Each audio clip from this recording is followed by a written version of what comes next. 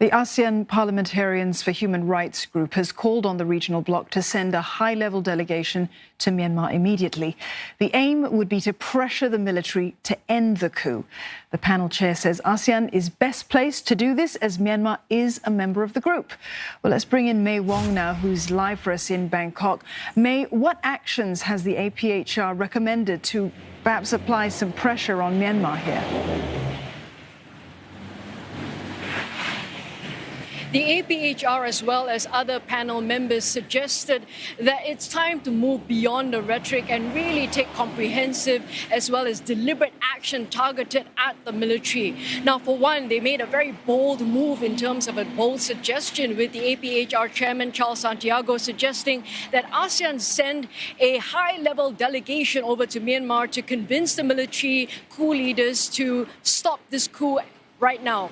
And also the fact that if they don't release Aung San Suu Kyi as well as key members of her administration, then ASEAN must consider expelling Myanmar from the grouping. Now, this is a very drastic action, which obviously ASEAN may not be ready to do at this point. Another suggestion that they made is if the military families have got children who are studying overseas, then it's time for the countries to expel these children and send them back to Myanmar. Yet another key point that they say that the countries as well as companies need to cut off the economic limbs of the Myanmar military. We know that the Myanmar military has got a number of businesses in various sectors, such as telco, banking, as well as construction. So they are suggesting that all these economic cooperation be revised and also be reassessed in order to make sure that the cooperation stop so that they will not have enough of the liquidity or the economic abilities to continue on. So at the end of the day, all these suggestions are only meant to be suggestions, and whether or not countries, respective nations, as well as private organizations will actually take up these suggestions, it really remains to be seen. And obviously, whether or not the military at the end of the day in Myanmar will actually flinch at this.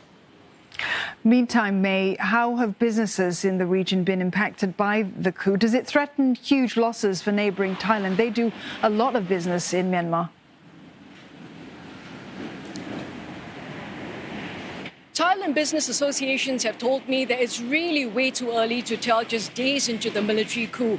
In fact, the borders between Myanmar as well as Thailand closed temporarily when the military coup was announced on Monday. However, trade already has resumed in terms of goods flowing very freely across the border because the border has reopened.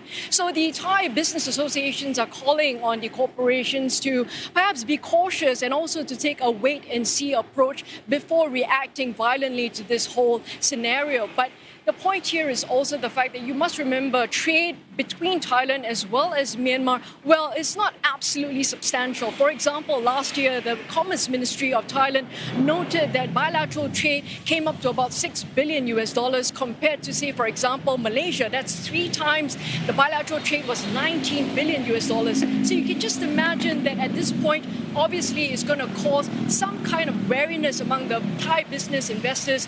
But also, I spoke earlier to the Thai National Shippers Council, and the chairman actually told me that people are going to be rather cautious, but ultimately, it's not just the military coup that's really causing this kind of a cautious approach. Let's take a listen.